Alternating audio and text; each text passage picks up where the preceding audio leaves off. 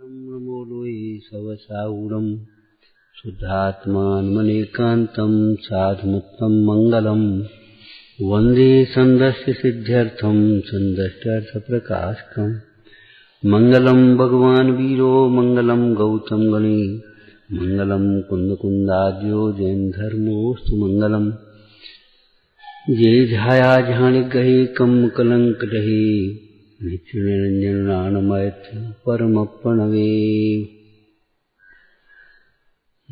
नमः सुमेशाराय स्वानुभूत्या चकास्ते चित् स्वभावाय भावाय सर्वभावान्तरच्छिदे। हाँ, जिन रूप की अवज्ञा करते हैं, घृणा करते हैं। देखो ये जैन के मुनि, ये नहाते नहीं है, ये मैले हैं, ये ऐसे हैं। किसी वृद्ध को देखा, हाँ देखो लाट टपक रही है, ये कैसी शकल होगी। घृणा करते हैं, वे भी कुरूप होते हैं। रूप का अभिमान का अर्थ क्या होता है? रूप के आश्रय से, लक्ष्य से अपने को बड़ा मानना और रूप जिसका थोड़ा कमजोर है उसको हीन मानना, उसका तिरस्कार करना, उसकी हंसी उड़ाना।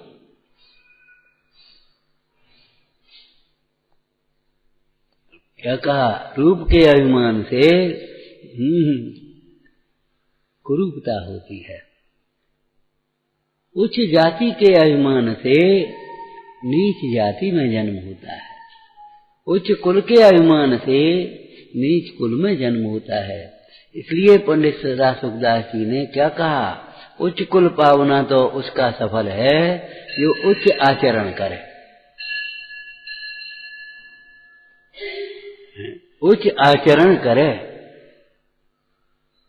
उच्च आचरण का मूल क्या है? उच्च विचार करे। सादा जीवन उच्च विचार है। आगे तुकबंदी जोड़ देना, जोड़ेगा। उन्नति का यही आधार, उन्नति का यही आधार है सादा जीवन। हाँ, तुमने क्या बोला था? अब तुम्हें उन्नति करनी हो तो सोचना, नहीं उन्नति करनी हो तो रहने दो। आचार का मूल विचार होता है। जब उच्च विचार करोगे तब आपका उच्च आचरण होगा, और उच्च विचार ही नहीं करोगे, हीन विचार करोगे तो हीन आचरण होगा। 3 बोले, चौथा बोलो।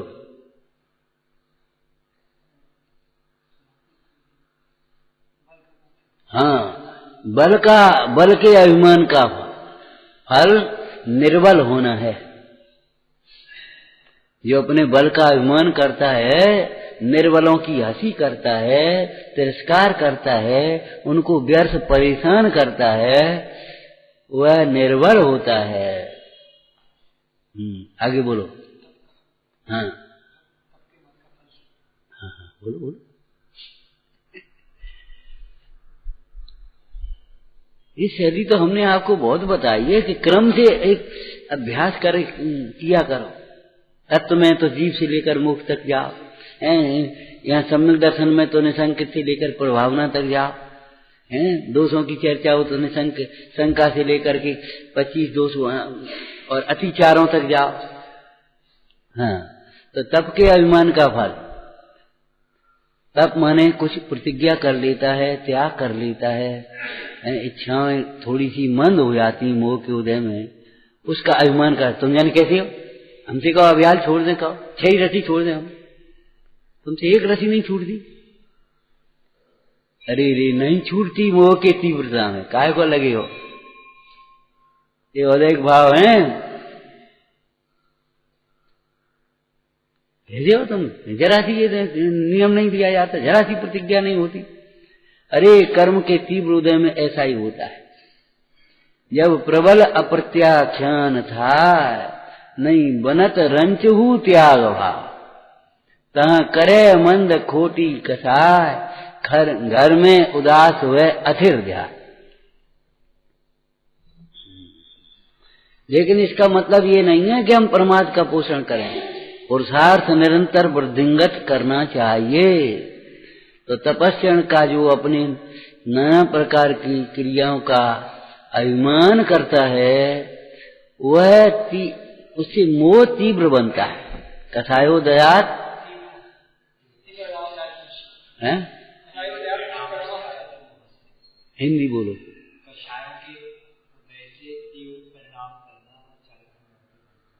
हाँ, खुलासा करो। फिर वही क्रम चला, तीव्र क्रोध करोगे तो तीव्र क्रोध कर्म ही बनेगा। फिर तुम गुस्सा नहीं चाहोगे तो भी गुस्सा आ जाएगी। बहुत लोग कहते क्या करें, बहुत चाहते हैं और तो भी गुस्सा आ जाती है। तो वो गुस्सा करी है, संस्कार पड़ गए उसके। किसी को देख करके अकारण क्रोध होना, किसी को देख करके अकारण ऐसे आ जाना, ये पूर्व कर्म के संस्कारों को बताता है।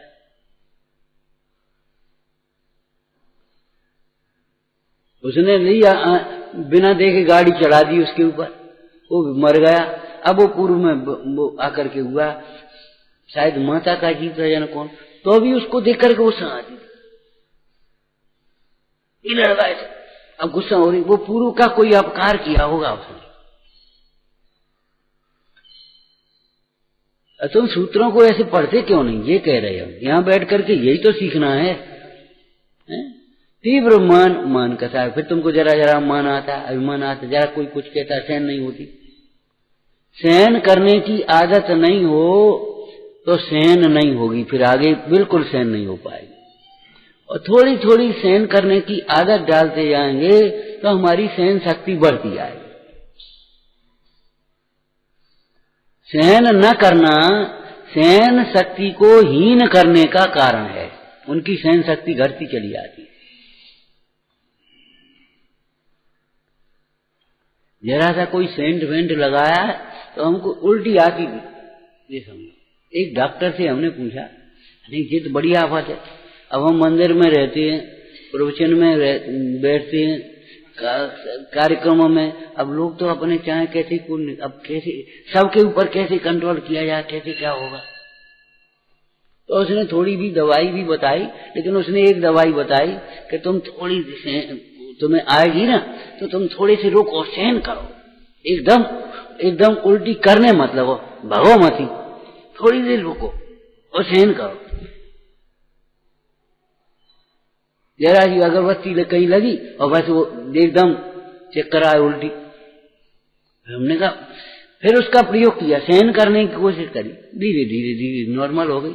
अब भी परेशानी होती है, अगर कोई बगल में आ जाए, अब तो हर चीज में खुशबू आ गई ना, तो परेशानी होती है, लेकिन ऐसी परेशानी नहीं होती कि उठ करके भगना पड़ा उल्टी है, और नहीं तो यहीं से उठना पड़ता था। गद्दी वैसे उठ के जाने पड़ता, पानी पी के उल्टी करने पड़ती। शरीर की क्षमता भी ऐसे ही है कि सहन करते जाओ थोड़ा थोड़ा, हिसाब जितनी सहन करो उतनी और ऊपर चढ़ता है। अरे ऐसे नहीं, तुम सहन करके देखो, समता से सहन नहीं करते। सहन करने का मतलब है समता से सहन करना। नहीं चढ़ पाएगा, नहीं होगा, कुछ नहीं होगा, चिंता मत करो।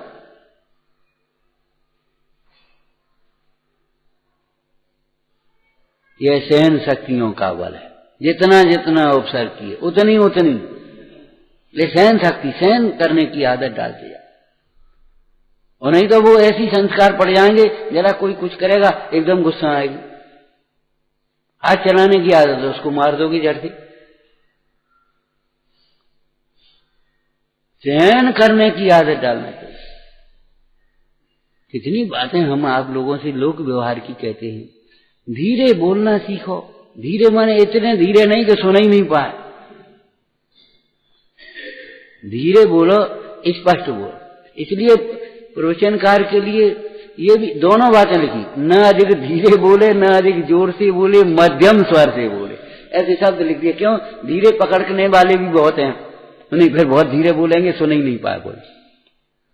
धीरे धीरे बोलो तो ऐसे ऐसे बोलेंगे, स्पीड कम करके, कि बस वो यही नहीं सोच पाएंगे कि एक वाक्य बोले फिर रुक गए, एक बोले रुक गए। आपने कही थी वो धीरे धीरे बोला करो। अरे भैया ये थोड़ा ही कही थी धीरे धीरे बोला करो।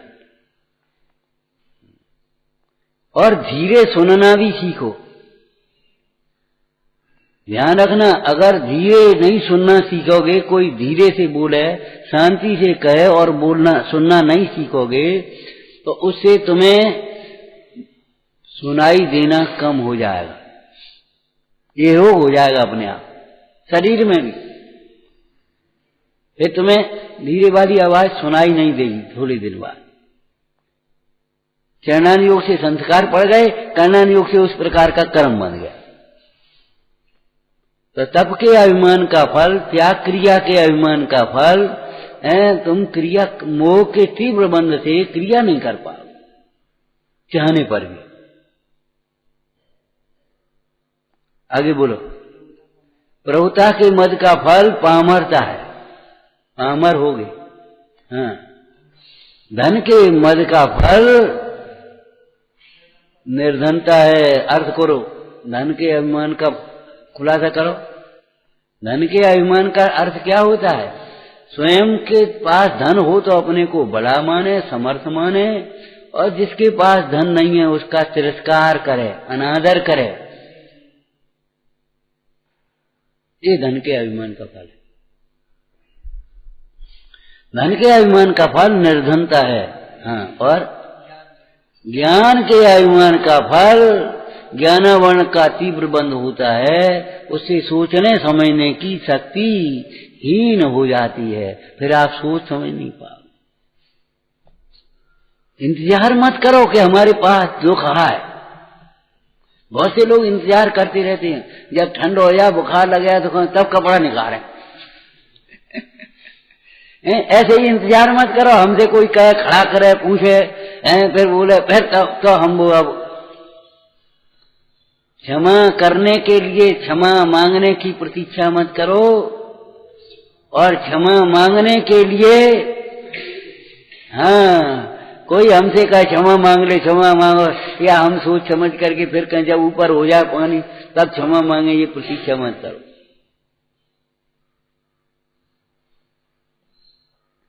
उपाय उपेय की चर्चा में एक बात कही थी कल, इसलिए हम इसको वाचन फिर करके बता दिया आपको। देखो, उपाय उपेय तो जानते हो, उपेय किसको कहते हैं? परिभाषा बोलो। हाँ, क्या होता है उपाय ये नहीं पूछेंगे, परिभाषा पूछ रहे। उपाय के द्वारा जिसे प्राप्त किया जाता है वह उपेय कहलाता है।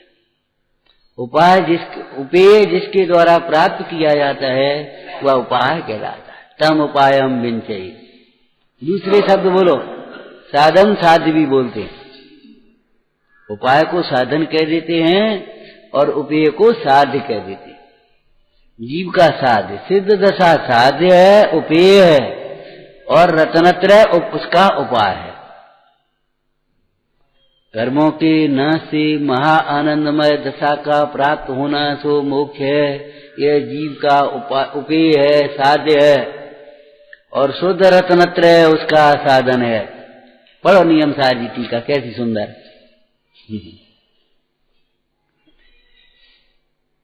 हाँ, अब उपाय उपेय को विचारते हैं कि एक आत्मा स्वयं उपाय और उपेय रूप होता है। तो एक आत्मा दो रूप क्यों होता है, कैसे हो जाता है बताओ?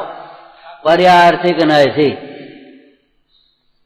एक आत्मा रूप एक रूप रहता है या द्रव्यार्थिक नय से, और एक आत्मा दो रूप हो जाता है, उपाय और उपेय रूप से, पर्यार्थिक नय से। पर्याय दृष्टि से नहीं, पर्याय दृष्टि से न तो मोक्ष मार्ग का उपाय होता है और न मोक्ष की सिद्धि होती है। न आत्मा रत्नत्रय रूप परिणमित होता है, न मोक्ष को पाता है। पर्याय दृष्टि से नहीं, क्या पर्यार्थिक नय से। उन दो रूपों के छेडाला में से नाम बताओ। अंतरात्मा और परमात्मा है। अंतरात्मा और परमात्मा। बहिरात्मा विराधक, अंतरात्मा साधक और परमात्मा साधक। ये जीव की ही अवस्थाएं हैं। जीव तीन प्रकार के नहीं, जीव तीन प्रकार के नहीं, इसका अर्थ करो। द्रव्यार्थिक नय से जीव तीन प्रकार के नहीं है। स्वभाव से जीव तीन प्रकार के नहीं है, पर्यार्थिक न्याय से तीन भेद हैं, बहिरात्मा, अंतरात्मा, परमात्मा। एक जीव में तीन अवस्थाएं हैं और अवस्था की अपेक्षा जीव तीन प्रकार के। एक जीव की तीन अवस्थाएं। जब तक यह जीव देह और आत्मा को एक मानता है तब तक बहिरात्मा कहलाता है। जब यह जीव, वही जीव देह से भिन्न अपने आत्म स्वभाव को पहचानता है, तो जब पहचानता है, जानता है, तो अतीन्द्रिय आनंद का स्वाद आता है, तो इंद्रिय सुख से विरक्त होता जाता है, अतीन्द्रिय सुख के लिए स्वरूप में लीन होता जाता है, तब वह अंतरात्मा कहलाता है। और जब वही आत्मा देह से भिन्न अपने आत्म स्वभाव में ही मग्न हो जाता है पूर्ण रूप से, तब वह परम शुद्ध दशा को प्राप्त होता हुआ परमात्मा कहलाता है। एक जीव की तीन अवस्था। महावीर का जीव बोलो कौन है? मारीच अवस्था में परमात्मा है।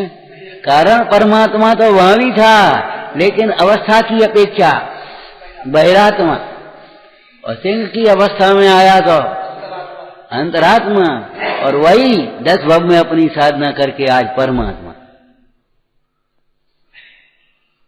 एक जीव में तीन घटित हुए, अब अनेक जीव में तीन घटित करो। जो जीव देह से भिन्न आत्मा को नहीं मानते हैं, देह रूपी आत्मा को मानते हैं, वे सब बहिरात्मा हैं, बहिरात्मा। और जो जीव देह से भिन्न अपने को आत्मा अनुभवते हैं, प्रतीति करते हैं, वे अंतरात्मा हो जाते हैं। और जो जीव अपने स्वरूप की साधना करके मग्न हो जाते हैं, वे परमात्मा बन जाते हैं। इन अवस्थाओं को कहने का प्रयोजन भी यही है। छह दादा की भाषा में बोलो, बहिरातम हे नहीं, बहिरातम हे नहीं, बहिरातम हे करोगे तो फिर अंतरात्मा कौन बनेगा? अरे गर्म पानी ठंडा कर लेंगे के पिएंगे अपन, तभी तो परासुक पी पाएंगे। गर्म हुए बिना वो परासुक होगा नहीं, और गर्म पिया नहीं जाएगा तो करोगे क्या? गर्म करो फिर ठंडू करो, कि क्या है तुम्हें, पहले गर्म करो फिर ठंडू करो, कि जय भी दीजिए परासुक पीना। तो बहिरातमता हे जान, ये तुम्हारी दुष्प्रवृत्ति अर्थात विपरीत मान्यता, ये बहिरात्म दशा है। बहिरातमता हे जान तज अंतर आत्म हुए, देह से भिन्न आत्मा का अनुभव करिए, और परमात्म को ध्याय निरंतर। फिर अपने देह से भिन्न आत्मा कौन है? परमात्मा, परमात्मा स्वरूप, कारण परमात्मा। तो उस परमात्म को ध्याय निरंतर, जो नित्य आनंद पूजे, फिर नित्य आनंदमयी परमात्मा दशा प्रकट होती है। अगर ये तुमने लाइन नहीं पढ़ी तो तुम्हारे तीनों भेदों का ज्ञान कोई काम का नहीं रहा। बहिरात्मा उसे कहते, अंतरात्मा उसे कहते, परमात्मा उसे कहते, वे परमात्मा, ये अंतरात्मा, ये बहिरात्मा। हम कछु नहीं, हम पंडित हैं, तुम कछु नहीं हो। हमको याद है तीनों, तुम कछु याद नहीं है। ज्ञान का प्रयोजन ज्ञान नहीं है, श्रद्धान करके आचरण कराना है। ज्ञान का फल, बड़ी सुंदर चर्चा है, बड़ी अच्छी बात है। ज्ञान का फल केवल अज्ञान की निवृत्ति नहीं, अज्ञानमय समस्त भावों की निवृत्ति। ज्ञान का फल अकेले अज्ञान की निवृत्ति नहीं, अज्ञानमय मोह राग द्वेष आदि सर्व भावों की निवृत्ति। और समझ में आता है, अंधकार का नाश होने पर अंधकार में होने वाले समस्त उपद्रव, समस्त उलझनों का नाश होता है। रात को जो काम बंद हो जाते हैं, बाजार बंद, तो सवेरा होने पर बाजार खुल जाता है। बोलो, रात में अपन चिड़ियां बैठ गई, अब वो सवेरे चेंचाने लगती कि नहीं? रात में रोटी नहीं खाते तो सवेरे फिर रोटी खाते हैं कि नहीं? माने रात में के कारण जितने काम बंद हो गए अंधेरे के, बेसाव अंधेरे के काम सब बंद हो गया है और प्रकाश के काम सब चालू हो गया। ये बड़ी सुंदर चर्चा है कि अज्ञान की निवृत्ति, ज्ञान का फल अकेले अज्ञान की निवृत्ति ही नहीं, अज्ञानमय समस्त भावों की निवृत्ति समझना चाहिए। अर्थात दुख की निवृत्ति वह ज्ञान का फल है। अज्ञान से दुख होते तो अज्ञान की निवृत्ति से दुख की निवृत्ति होती है। क्यों? दुख के कारण की निवृत्ति होती है। शब्द एक कह दिया अज्ञान, अज्ञान कहने से अकेला ज्ञान थोड़ी समझना है। मिथ्या दर्शन, मिथ्या ज्ञान या अज्ञान और असंयम। मिथ्याचार से अकेला न कह करके हम असंयम कह दें तो और बड़ा हो जाएगा शब्द। मिथ्या तो अज्ञान, असंयम। तो एक आत्मा दो रूप कैसे होता है, ये प्रश्न था। तो दो रूप होता है पर्यार्थिक नैतिक। कथनचित परिणामी पने से, न्याय की भाषा में, ये सर्वथा परिणामी होता, द्रव्य कूटस्थ होता द्रव्य रूपी, तो फिर उपाय उपेय दो नहीं घटित होते। लेकिन कथनचित पर्याय परिणामी भी है, उत्पाद वह ध्रुवयुक्तम है, अकेला ध्रुव नहीं। इसलिए एक आत्मा ही उपाय और उपेय रूप परिणमित होता है। कब? जब अपने को आत्मा समझता है तब उपाय रूप परिणमित होता है, जब आत्मा में लीन होता है तब उपेय रूप परिणमित होता है। उसकी चर्चा देखो कैसे कर रहे। आत्म वस्तु को ज्ञान मात्रता होने पर भी उसे उपाय उपेय भाव है ही पर्यार्थिक नहीं। ठीक है? क्योंकि वह एक होने पर भी स्वयं साधक रूप से और सिद्ध रूप से दोनों प्रकार से परिणमित होता है। जो साधक रूप है वह उपाय, सिद्ध रूप है वह उपाय उपेय। इसलिए अनादि काल से, अब देखो उसकी पीछे उपाय नहीं, न उपाय न उपेय, अनादि काल की क्या अवस्था है कि अनादि काल से मिथ्या दर्शन ज्ञान चारित्र द्वारा स्वरूप से च्युत होने के कारण संसार में परिभ्रमण करते हुए ये चली आ रही है धारा। अब इसको यहां ब्रेक करना है। देखो कैसे ब्रेक होगी। सुनिश्चलतया ग्रहण किए गए व्यवहार सम्यक दर्शन ज्ञान चारित्र के पाक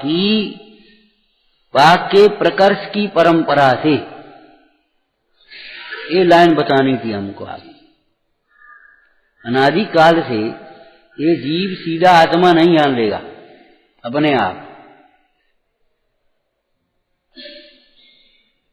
सीधा आत्मा नहीं जाने।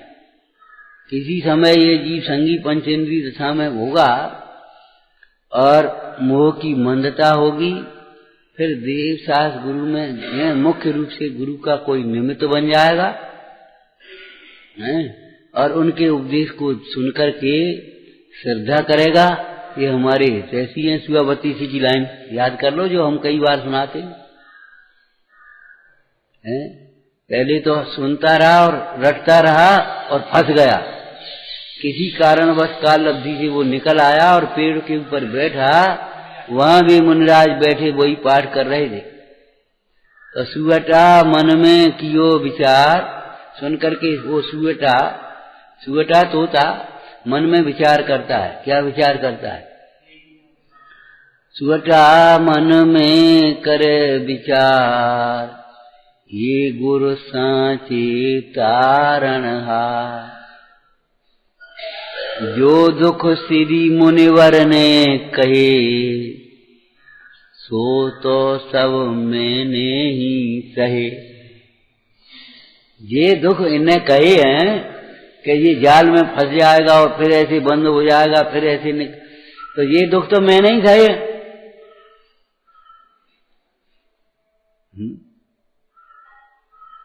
जो दुख श्री मुनिवर ने कहे, ते दुख तो सब मैंने सहे।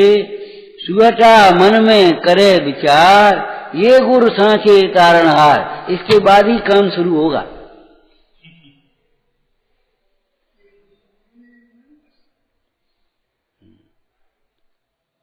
इसीलिए तुकबंदी आपको कही कि गुरु के बिना शुरू नहीं होता मोक्ष मार्ग। कहीं भी देखो, कहीं आगे पीछे। अब पंडिताई मत बखाना, साहब निसर्ग सम्यक दर्शन होता है, हम भी जानते हैं, हमें पंडिताई मत सुना। पूर्व काल में देखना सुनी है तब होता है निसर्ग सम्यक दर्शन। जिसने कभी सुनी नहीं है उसका स्मरण नहीं करे, नहीं होगा। पूर्व में सुनी हुई देशना का, उपदेश का स्मरण हो जाए, फिर उसे श्रद्धा जग जाए, फिर उसके अनुसार वो विचार करने बैठे, तब वो निसर्ग सम्यक दर्शन होता है। निसर्ग सम्यक दर्शन बिना देशना लब्धि के नहीं हो गया है। लेकिन अंतर ये है, अधिगमय सम्यक दर्शन में सामने गुरु का उपदेश है, और निसर्ग सम्यक दर्शन में पूर्व काल में उसने गुरु का उपदेश सुना था। ऐसे ही नरक में सम्यक दर्शन होता है तो ऐसे ही होता है, पूर्व स्मरण।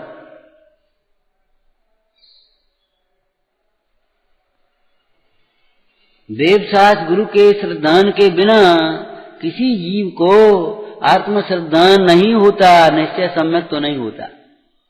क्यों नहीं होता? विश्व में कोई कहने वाला है ही नहीं। वितरागी देव के बिना, निर्गंथ गुरुओं के बिना है जिनवाणी तो कथन का नाम ही। कोई कहने वाला नहीं पंच परमेष्टि के अतिरिक्त कि तुम देह से भिन्न हो, देह आत्मा देह से न्यारा है। सब नास्तिकों को छोड़कर बहुत से लोग कहते, सब कहते हैं देह मट्टी है, देह भिन्न है, देह यहीं छूट आएगी। कि वे भी यहाँ की सुनी देखी कहते हैं।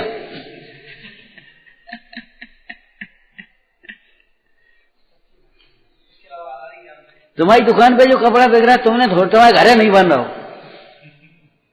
है। अभी कोई ग्राहक आए, भैया कैसा इतने तेज बता रहे, भैया जावा आएगा, हमारे कौन घरे बन रहा, हम क्या करें, हमारे खेत में तो हो नहीं रहा, हमारे पेड़ पे तो लग नहीं रहा, घर तो बन नहीं रहा, जिस भाव आएगा उस भाव से बिकेगा, हम क्या करें भाई। इसमें महंगाई हो जाए, व्यापारी को घाटा थोड़ा ही। क्यों? महंगा आएगा, महंगा बिकेगा।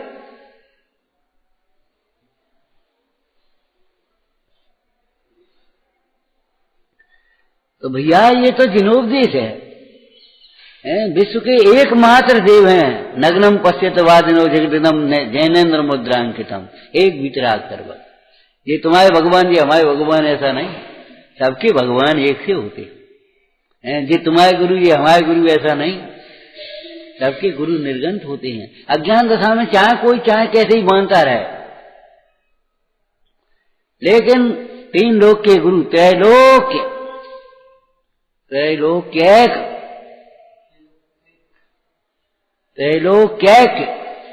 तीन लोक के एकमात्र गुरु निर्गंथ, तीन लोक के एकमात्र देव वितराग सर्वद अनंत परमेश्वर, और तीन लोक के एकमात्र धर्म अहिंसा।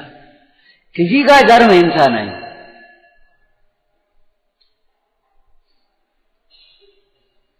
हिंसा किसी धर्म की, ये सब स्वार्थियों के, रचना इंद्रियों के, लंपटी लोगों के द्वारा ये बीच की मिलावट है। हिंसा किसी धर्म का मूल नहीं है। आज भी जितने संप्रदाय हैं उनके भी अगर मूल में जाकर के देखो उनके महापुरुषों को, तो उनके हृदय में दया मिलेगी। उन्होंने भी अहिंसा कही होगी। अब बीच में ढीले हो गई होगी जहां राग होता है।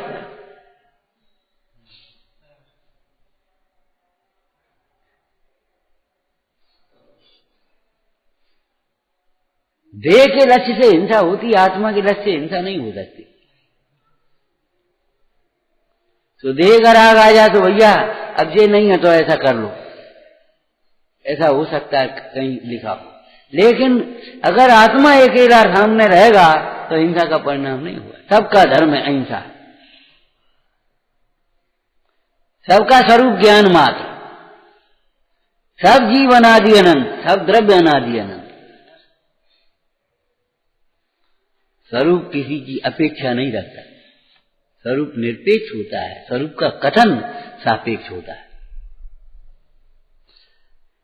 तो स्वरूप से च्युत होने के कारण संसार में परिभ्रमण करते हुए सुनिश्चलतया ग्रहण किए गए, ताहे सुनो भग मन से रान, स्थिर मन से सुनी गई जिनवाणी। जिनवाणी सुनने के दोनों फल लिखे हैं, बोलो। विनय पूर्वक सुना गया तत्वोपदेश आगामी भव में भी काम आएगा। अभिमान पूर्वक सुना गया उपदेश इस भव में भी, इस अभी भी काम नहीं आएगा। विनय पूर्वक सुना गया जिनोपदेश आगामी भव में यहां काम नहीं आ पाए, आगामी भव में काम आ जाए।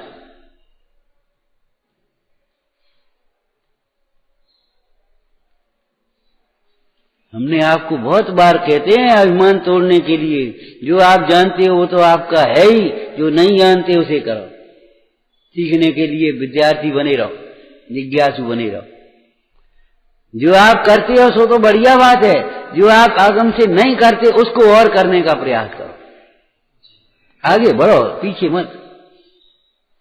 लौकिक में अपने से बड़े को देख करके उन्नति करना चाहता है, उसी प्रकार से आगे बढ़ना चाहता है। और धर्म के क्षेत्र में अपने से हीन लोगों को देख करके अभिमान करता है, ये तो ऐसा नहीं करता, हम तो ऐसा करते हैं।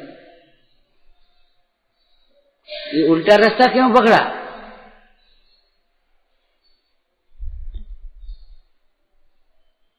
लोग बाग स्वाध्याय में नहीं आते, हम स्वाध्याय में आते। अरे लोग जो नहीं आते उनको देख करके क्यों करते? उन अभिक्षण ज्ञानोपयोगी मुनीश्वरों का स्मरण करो। वे निरंतर ज्ञानाभ्यास ज्ञान ध्यान में लगे रहते हैं। हम घंटा 2 घंटा कर ले फिर अपने आराम करते हैं, फिर और कामन में लगे रहते। ये क्यों नहीं देखते? इसलिए लिखा है पूर्णता के लक्ष्य से प्रारंभ वही सच्चा प्रारंभ है, वही पूर्णता तक पहुंचाएगा। हाँ बस सुनिश्चलतया ग्रहण किए गए, समझे गए। ग्रहण किए गए माने समझे गए, धारण किए गए। व्यवहार सम्यक दर्शन ज्ञान चारित्र के पाक के प्रकर्ष की परंपरा से क्रम से स्वरूप में आरोहण कराए जाने वाले इस आत्मा को जो अंतर्मग्न जो निश्चय सम्यक दर्शन ज्ञान चारित्र रूप भेद है, उसके साथ तद्रूपता के द्वारा स्वयं साधक रूप से परिणमित होता है तथा परम प्रकर्ष की परंपरा को प्राप्त रत्नत्रय की अक्षयता से प्रवर्तित जो सकल कर्म का क्षय उससे प्रज्वलित हुए अस्खलित विमल स्वभाव भावत्व द्वारा स्वयं सिद्ध रूप से परिणमित होता है। देखो 3 कर दिए, 2 के जगह 3 करे। समझ में आया? उस व्यवहार की प्रकटता से निश्चय और निश्चय की प्रकटता से साधन, ऐसे लिखा विचारना।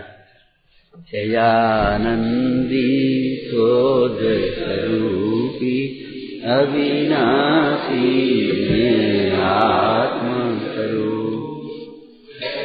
आनंदी शोध स्वरूपी अविनाशी में आत्म स्वरूप। आनंदी शोध स्वरूपी में आत्म स्वरूप।